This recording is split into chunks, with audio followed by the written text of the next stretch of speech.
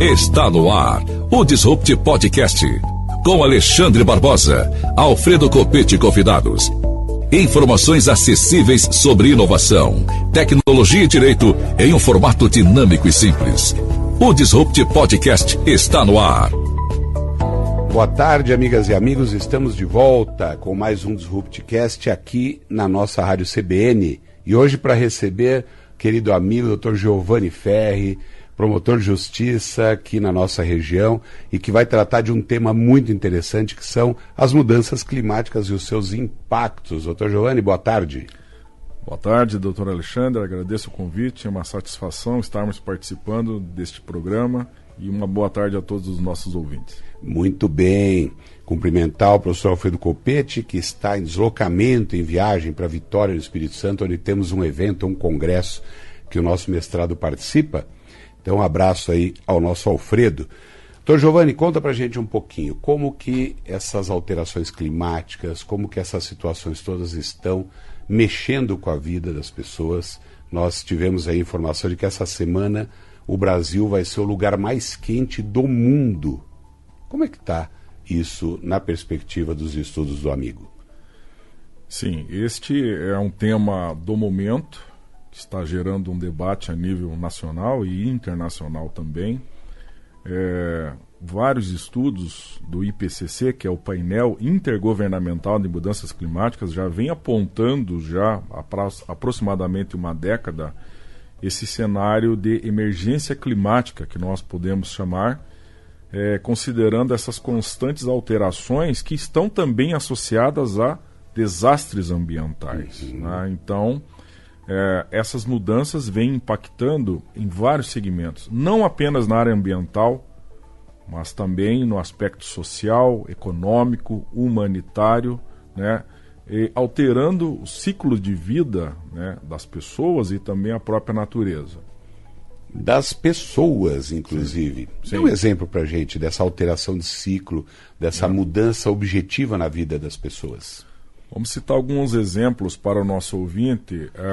Nós temos mapeamentos da Organização Meteorológica Mundial, que apenas no ano de 2022, apenas em um ano, os fenômenos climáticos extremos ensejaram a migração de 24 milhões de pessoas no mundo. Opa. Nós chamamos esse fenômeno, inclusive, de migrações ambientais, porque elas são decorrentes de eventos extremos, por exemplo, tufões, furacões, enchentes, alagamentos, né? E não precisamos ir muito longe, doutor Alexandre. Estamos tendo um processo de migração ambiental no Rio Grande do Sul. Sim, agora. No momento cidades foram destruídas, comunidades foram deslocadas, elas não mais podem voltar a residir naqueles locais. Né? Então, esse tema das mudanças climáticas, então, ele também tem um viés social e humanitário, forçando muitas comunidades e pessoas a se deslocarem de suas terras, de suas casas, rumando para outras cidades, outros países, até em decorrência desses eventos. No Rio Grande do Sul nós tivemos cidades inteiras que não conseguem mais se reconstruir, né? Algumas houve informação até de que devem mudar de posição no mapa. Justamente isso, né? Então, quando nós falamos em alterações climáticas, é preciso compreendermos a extensão disso. Logicamente que nós temos fatores naturais, mas os vários estudos científicos, né, a respeito desse tema apontam que as ações antrópicas, as ações humanas, estão potencializando essas alterações de clima e também eventos extremos. Exatamente. E eu vejo o livro do Dr. Giovanni aqui sobre desenvolvimento sustentável, planejamento urbano. E como que nós podemos fazer, Dr. Giovanni, para melhorarmos essa condição? Isso não é algo da noite para o dia. Isso naturalmente vai ser em longo prazo, mas tem que haver um início. E tem que haver, se já iniciou, uma continuação. Há que haver uma conscientização. Fala um pouquinho mais também para nós sobre isso, meu amigo. Sim, com certeza, né? Nessa temática, nós temos, até o nome do meu livro, uma simbiose entre direito ambiental e direito urbanístico, porque se nós não temos políticas governamentais, políticas de planejamento urbano, isso são causas que potencializam esses efeitos climáticos, porque Quem são as pessoas mais afetadas por eventos extremos? Exemplo, alagamentos, inundações, deslizamentos de encostas. Pessoas hipossuficientes. São as pessoas que estão residindo em áreas de risco e a ausência de políticas governamentais e também a ausência de políticas de planejamento urbano, muitas vezes criam uma espécie de segregação socioespacial. Sim. E quando nós temos, então, eventos catastróficos, exemplo do Rio Grande do Sul, ocorreu também em Petrópolis, também no litoral de São Paulo, né? Essas pessoas que ocupam essas áreas de risco são as mais afetadas. Então, essa problemática também está associada à ausência de planejamento urbano. Uma grande preocupação que se tem, os entes públicos são responsáveis muitas vezes por essa falta de organização, por essa falta de um planejamento. Mas verifica-se em alguma medida que áreas de risco, muitas vezes, quando as pessoas são chamadas, olha, vocês precisam sair daí, aí não é um bom lugar para ficar, nós vamos criar aqui um conjunto habitacional, nós vamos criar alguma opção de moradia, de vida nova. Essas pessoas às vezes não querem, porque elas já estão habituadas, ali é o lugar delas, elas construíram a sua vida muitas vezes ali. Eu sempre penso, poxa, mas é tão complicado porque ali é perigoso, ali vai um dia acontecer. Como gerir isso? Qual é a sua opinião e a sua sugestão, inclusive, para que entes públicos possam, para que gestores agora, em momento de campanha eleitoral, inclusive, possam se programar, possam pensar, possam olhar para esse tema de uma maneira mais razoável? Nós, inclusive, tratamos diuturnamente desse tema e, para vencer esse problema, só existe uma solução: cumprimento da Lei Federal de Parcelamento de Solo, que é a Lei 6766, que está em vigor desde 1979. A própria Lei de Parcelamento de Solo, ela não permite loteamentos e ocupações em áreas de risco, em áreas alagáveis, claro, sujeitas a deslizamentos, alagamentos. A falha governamental hoje está na fiscalização, na prevenção. Os municípios não têm uma estrutura suficiente para fiscalizar, deixam que essas áreas sejam ocupadas irregularmente. E aí, quando é necessário que o Ministério Público, por exemplo, adote uma medida, nós temos como consectário desse problema a questão social. Claro. Como que nós tiramos essas pessoas, como você disse, que estão culturalmente arraigadas naquele local? Como que nós forçamos uma desocupação, demolição de casas? Isso. Cito um exemplo ocorrido em Petrópolis. Petrópolis, segundo o mapeamento do Ministério Público, tiveram lá mais de 200 pessoas que morreram naquela tragédia em 2021, com deslizamento de encostas. Petrópolis possui 30 mil residências em áreas de risco passíveis de deslizamento. Então, instalado o problema, como que você resolve sob o aspecto social e econômico? Ali as pessoas construindo suas vidas, suas famílias, pequenos comércios. Então, o problema urbanístico reflete num problema ambiental e também num problema social humanitário. Sem dúvida. É algo muito complexo. Muito grave. E essa...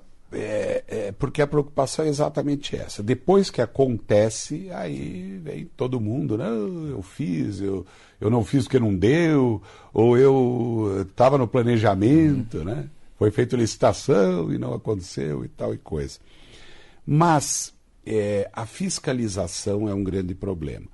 A criação dentro dos entes municipais de uma cultura de organização e desenvolvimento e parcelamento de solo, de mitigação das moradias em condições degradáveis, de degradação social. O que o Ministério Público pode fazer, ou o que o Ministério Público tem feito, tanto em Toledo, em Cascavel, como em nível nacional, para que aconteça alguma ação e os municípios possam se organizar, e até estados e a própria União? Nós instauramos já há 2 anos um plano setorial urbanístico aqui em toda a região oeste. Nós mapeamos 52 municípios e justamente para identificar essas irregularidades. Pasmem, nós encontramos mais de 200 irregularidades em ocupações, em áreas irregulares, loteamentos irregulares. políticas habitacionais deficitárias, e nós estamos, durante todo esse período, adotando medidas junto aos gestores para que busquem soluções para essas questões que nós identificamos, né, que são complexas e que também demandam orçamento. O grande problema é o orçamento, né? O Ministério Público também tem agido nessas questões, mas com algumas dificuldades estruturais, considerando que envolve políticas públicas, né? Então, não são situações simples de se resolver. E até falando em déficit habitacional, e esse é um problema que está também arraigado a essa questão de ocupações de área de risco, de ocupações irregulares, né? Essas pessoas acabam ficando em risco. Nós temos na região oeste, doutor Alexandre, 49 mil déficit residencial de habitações populares. Nós estamos numa das regiões mais ricas do estado, é o celeiro do estado do Paraná, e temos um dos maiores déficits habitacionais do estado.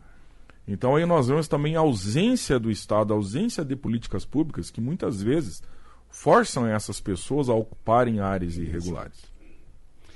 E essa é uma preocupação, e eu, doutor Giovanni, sempre, quando vejo aí, conversando com amigos, falar, porque Cascavel tem tantos prédios sendo construídos, Cascavel, Toledo, certamente a mesma coisa, mas aqui eu às vezes pergunto onde é que vai ter gente para colocar, onde é que nós vamos encontrar gente para pôr em tantos prédios que estão sendo construídos. Ocorre que boa parte dessas moradias, elas são moradias para um determinado nível social, econômico, que foge daquilo que efetivamente é a necessidade mais emergente. E por que será que esses empresários, que essas pessoas não se interessam em construir, em edificar, em oferecer também possibilidades para o poder público, e ter aí uma espécie de parceria que possa ser público-privada adequada para nós acomodarmos toda essa situação? Existiria algo possível nesse sentido que o amigo vê? Olha, nós, enquanto Ministério Público, como eu disse, nós temos buscado medidas, até inclusive judicialmente, contra os gestores públicos, justamente para que esse ordenamento territorial também atenda a esse aspecto social, né? E nós temos movido, inclusive, várias ações civis públicas contra gestores, no sentido de buscar soluções. Agora, nós vivemos um momento nessa área de planejamento urbano em que os planos diretores municipais pouco funcionam, e eles acabam refletindo nessas questões também, né? Ambientais, climáticas, né? Hoje nós temos uma pressão muito grande do setor imobiliário em ocupar áreas verdes, com desflorestamento, ocupar áreas de nascentes protegidas, né? Então, todos esses fatores acabam, então, gerando também impactos climáticos. Vou um pouco mais longe, falando em ocupações irregulares de áreas públicas, de áreas privadas também, as queimadas que nós estamos vivenciando, né? Conversava ontem, inclusive, com um delegado federal aqui da região, há uma força-tarefa em todo o Brasil nesse momento. Apenas nos últimos 10 dias, né, o Instituto Nacional de Pesquisas Espaciais identificou mais de 2.300 focos de incêndio no Brasil em 10 dias, né? Muitos se comprovando que são incêndios criminosos, alguns por processos naturais, mas grilagem de terra, invasão de terras devolutas, né? Então, nós tivemos, inclusive, um dado do CIMEPAR, do Estado do Paraná, essa semana, comprovando tecnicamente que a fumaça de queimadas do Pantanal chegou à região oeste do Paraná. Isso era perceptível essa semana, né? Isso também passa por um processo, né, de especulação de áreas verdes, de florestas e de terras públicas. O interior de São Paulo está sofrendo muito com isso, né? Também. Muito. Fazendas enormes, espaços, áreas verdes gigantescas queimando lá e causando acentuado prejuízo, inclusive, para a saúde das pessoas. Isso que eu ia dizer. A própria Organização Mundial da Saúde aponta que essas mudanças climáticas, essa potencialização de incêndios, né, florestais, também pode afetar a saúde das pessoas. É um dado comprovado pela OMS. Sem dúvida. Uma vez eu visitei Cuiabá.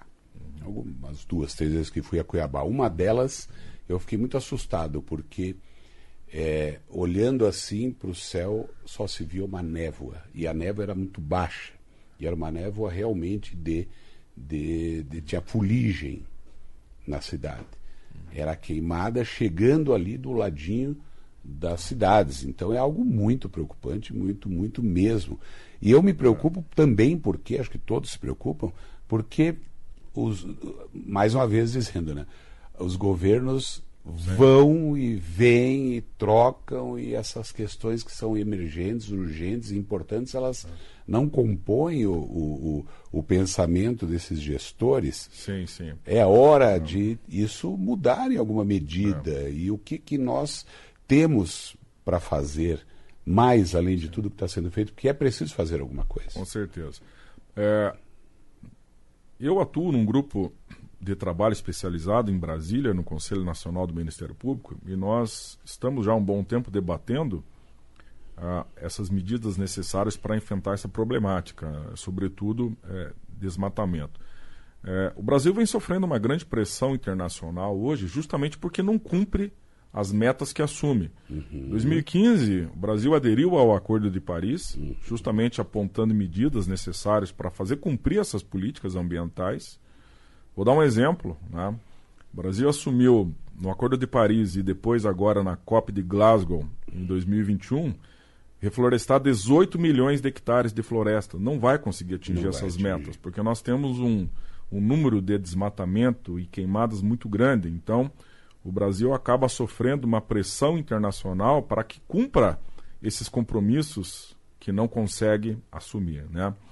Então, essa é uma problemática que nós estamos debatendo em todo o Ministério Público, buscar fazer com que os governos realmente, né, principalmente o governo federal, cumpra esses compromissos assumidos. E há alguma mesa onde tem sido debatido, onde tem sido conversado sobre isso, para além do Ministério Público, envolvendo magistratura, envolvendo as secretarias de Estado, envolvendo o Ministério, envolvendo os governos também, doutor Giovanni? Sim, tem tido. No âmbito do Conselho Nacional de Justiça e do Conselho Nacional do Ministério Público, existem vários termos de cooperação, no sentido de fazer com que o próprio sistema de justiça também absorva essas questões, que possa agir de forma preventiva, também proativa, né? Nesta semana, inclusive, foi lançado o Pacto, né, Nacional dos Três Poderes, no sentido de implementar políticas ambientais. O Pacto Ecológico firmado entre o Congresso Nacional, Governo Federal e Poder Judiciário, também com a participação do Ministério Público, né? Então, o sistema de justiça tem buscado soluções também, no sentido de implementar essas políticas, né? Boas leis nós temos, doutor Alexandre. Né? Nós temos Política Nacional de Mudanças Climáticas, Política Nacional de Proteção e Defesa Civil, que já está em vigor desde 2012. O grande fator é cumprir essa legislação, né, e fazer com que o Brasil realmente possa, né, dar cabo aos compromissos que vem assumindo. Porque a preocupação é essa. Em muitos setores da sociedade, leis existem, leis boas, inclusive, existem. O problema é fazê-las cumprir. O problema é nós encontrarmos o ambiente, muitas vezes econômico, político, para que essas leis possam ser cumpridas. Por isso, essa minha reflexão sobre a necessidade, talvez, de nós sentarmos à mesa aí em um maior número de pessoas, inclusive com representantes dos gestores públicos. Eu vejo algo agora positivo num aspecto, embora a sociedade organizada, alguns segmentos estejam questionando. Nós tivemos uma aprovação do ano passado de uma medida que vai impactar diretamente na área ambiental brasileira. O Parlamento Europeu aprovou uma medida que entra em vigor agora, dia 31 de dezembro de 2024, da rastreabilidade de commodities, de produtos que vão entrar na União Europeia. O que isso significa? A União Europeia visa cumprir o chamado Green Deal, que é o Pacto Verde Europeu, e ela não quer adquirir produtos oriundos de queimadas, desmatamento, grilagem de terras, né, gado criado em terra indígena, e a União Europeia quer forçar, não só o Brasil, todos os demais países do globo, a fazer a rastreabilidade. Você quer vender a sua carne na União Europeia, você me comprova a sua rastreabilidade. você quer exportar soja para a União Europeia, comprove que ela não é de uma terra grilada. Essa medida, logicamente, vai forçar uma adaptação, principalmente do Brasil, né? Mas eu vejo o aspecto positivo que nós vamos separar o joio do trigo nessa situação, né? E o agronegócio correto, legalizado, vai conseguir se manter, claro, com suas commodities, com suas exportações, e o ilegal, ele não vai conseguir fazer a venda do seu produto. Perfeitamente, porque nós temos que prestigiar e valorizar as atividades que são construídas a partir da legalidade, a partir do pensamento social e a partir, naturalmente, do cumprimento das leis. E hoje nós percebemos, a nossa área, a nossa região, que é uma região cujo agro é impactado frequentemente por situações da natureza, da vida, e que o agro também impacta nas relações econômicas. Com certeza. A preocupação que se deve ter é efetivamente que isso seja feito a partir de uma lógica de coerência, de uma lógica de legalidade e, obviamente, o impacto econômico pode ser importante para que algumas pessoas que não tenham entendido ainda isso passem a entender. E com certeza. E o objetivo principal dessa norma europeia, embora seja rígida, eu reconheço, é realmente fazer com que os países se adaptem, né? Então, no caso do Brasil, como nós temos um número muito grande de desflorestamento, de queimadas, isso pode ter um fator positivo, né? No sentido de que essa exploração da madeira, por exemplo, também vai entrar. A madeira vai estar no critério de rastreabilidade. Cacau, soja, gado, café, são vários produtos, né? Então, não vai haver um mercado para esse produto ilegal. Exatamente. Ou esse mercado ilícito vai ter que se adaptar também a essa realidade, né? Os frigoríficos, por exemplo, doutor Alexandre, eles já se anteciparam. Eles têm feito vários acordos com o Ministério Público Federal.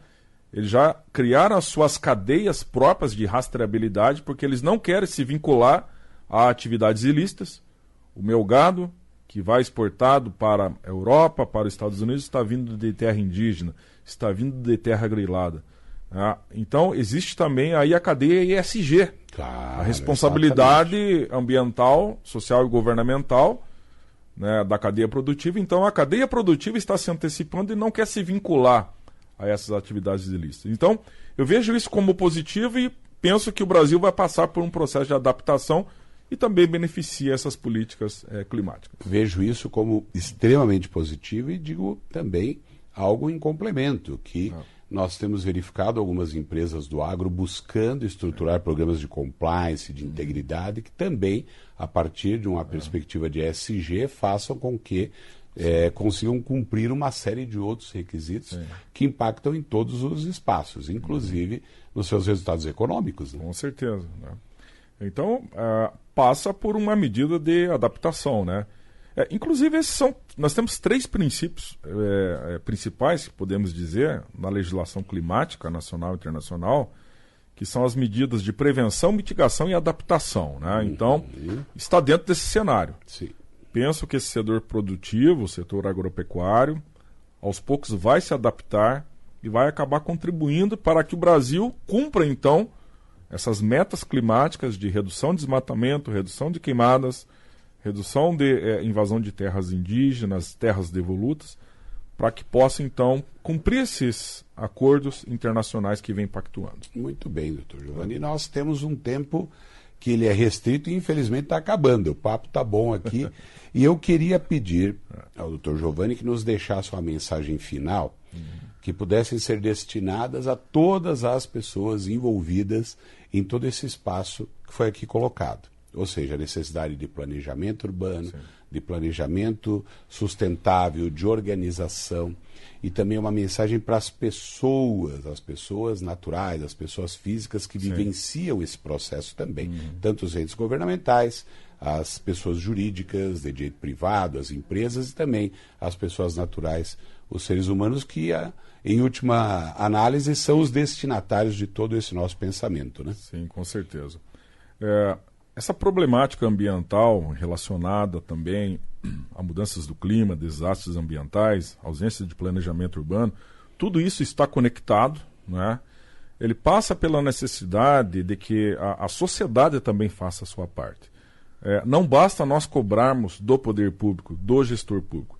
A sociedade precisa se conscientizar desse cenário que nós estamos enfrentando, fazer o seu papel proativo perante a sociedade e lembrarmos do princípio do desenvolvimento sustentável. Que nós, enquanto presentes, temos que garantir uma terra habitável para as gerações futuras, né? Então nós temos que compreender que, a partir do momento que nós resguardarmos a integridade do planeta, o equilíbrio ecológico, nós vamos estar garantindo a sobrevivência dos nossos filhos, dos nossos netos, ou seja, das gerações futuras. Penso que isso, então, passa por uma mudança cultural, uma mudança de mentalidade, para que a sociedade não apenas cobre das autoridades, dos gestores públicos, mas também exerça o seu papel na sociedade. Que também faça a sua parte, né? Com certeza. Me deixa, por gentileza, mostrar aqui o livro do Dr. Giovanni, está aqui, olha só.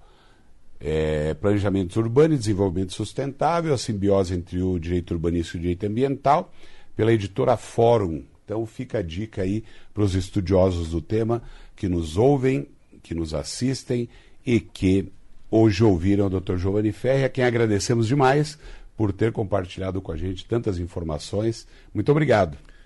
Eu que agradeço o convite, estamos à disposição e penso que o próprio nome desse podcast, Disrupt, nos leva a uma provocação. Nós temos que ter ações disruptivas se nós queremos realmente mudar esse cenário e melhorar a vida da sociedade. Muito obrigado. Muito bem, esse é o nosso objetivo, tentar levar informação aí sobre temas importantes e agradecemos mais uma vez e deixo o meu abraço a todas e todos e até a semana que vem com mais um Disruptcast. Um abraço, tchau.